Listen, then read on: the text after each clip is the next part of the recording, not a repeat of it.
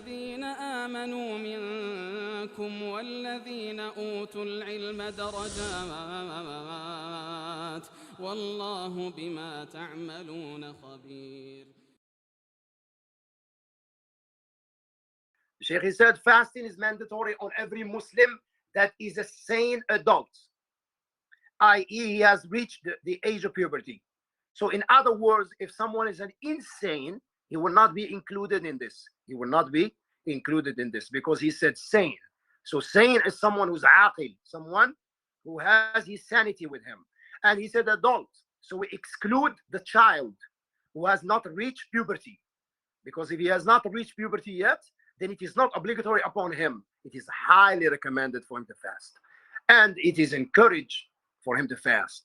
And his parents can encourage him to fast. Therefore, fasting is not correct that it says if, is not obligatory upon a disbeliever. It's not obligatory upon a disbeliever. So we cannot just go to the disbelievers and say, you have to fast the month of Ramadan. Yes, they are commanded to fast. They are commanded to pray.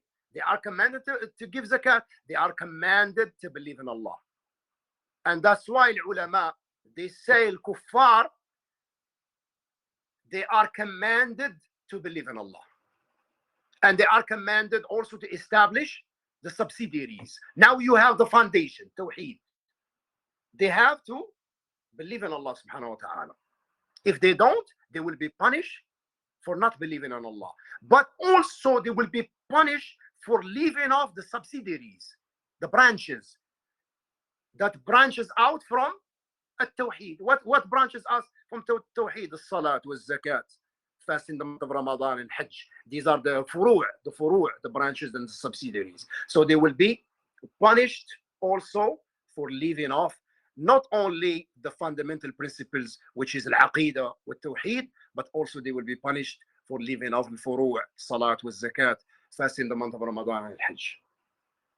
The Shaykh said, nor will it be accepted from him until he accepts Islam. So, in other words, if a non-Muslim performs the salat and he gives the zakat and he fasted the month of Ramadan and he performed al-hajj wal-umrah, Allah will not accept anything from him until he accepts al-Islam, until he testifies that there is no deity worthy of worship except Allah, and that Muhammad sallallahu alaihi wasallam is the messenger of Allah. When he does that, then he has the foundation. Then he can pray, he can fast, he can do all that. Then Allah subhanahu wa ta'ala will accept that from him. But before that, Allah will not accept that from him. Now we have a scenario. Let's say a non-Muslim accepted Islam in the month of Ramadan. Let's say you have a markaz, inshallah. May Allah subhanahu wa ta'ala bless you with a markaz in Sweden, Salafi markaz, inshallah. So let's say you have a markaz and you are in the masjid about to break your fast. A non-Muslim comes inside the masjid. And he has water, or he has some juice, he's drinking and things like that. And then he said, you know what?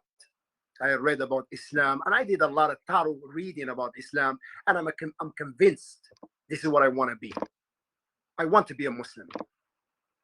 So the person in charge of the markaz, you know, he explained to him Tawheed, what the two testification means, and then he professed his Tawheed. He professed his Islam. He said, Ashhadu an la ilaha illallah wa ashhadu anna Muhammadan Rasulullah. Then this person becomes what? Muslim now. So he has the same right as us. It's the same right as us. And what is obligatory upon us is obligatory upon him now. So now the whole ruling changes now. The whole ruling and the whole scenario changes. Now, can he still drink that water or that juice that he was drinking? No, he has to put it on the side. We tell him, Akhi, now you are Muslim. You cannot drink. Why? Because this is a sacred month. This is a sacred month. We have to respect the sacredness of the month. So, does he have to make up those days that he did not fast because he was a non-Muslim? No, he doesn't have to. You see? Does he have to make up years of salat and zakat and fast in the month of Ramadan? No, he doesn't have to.